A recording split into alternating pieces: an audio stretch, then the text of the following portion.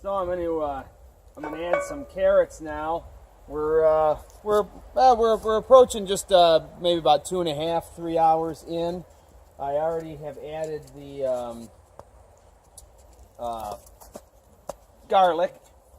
Garlic was the first thing that I had added, and then I added the onion, and now I'm gonna add some carrots.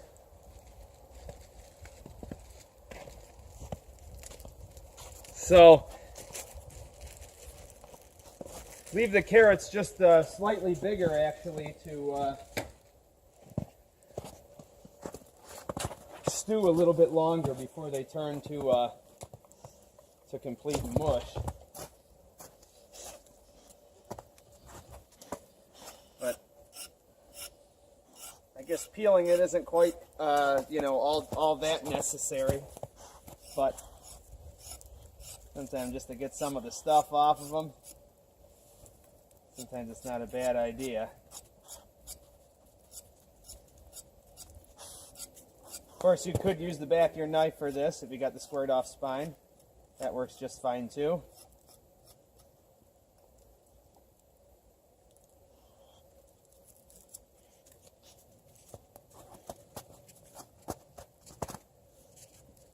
Once again, this is where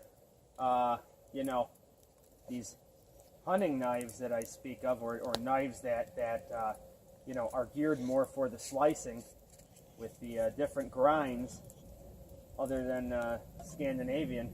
This here is where it really comes into play, being able to cut carrots with a lot of control over the fire like this.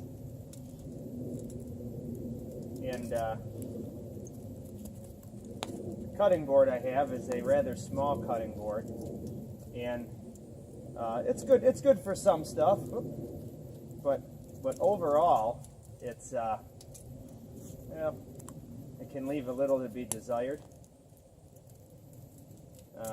in terms of it just being too small. So I'm going to keep noodling away here at this, and things are looking really good. I added a nice chunk of locust on there and a decent size round of maple. And the nice thing about these Dutch ovens, I mean, although I'm not using it in, we'll say, the most traditional of methods, covering it with your hot coals,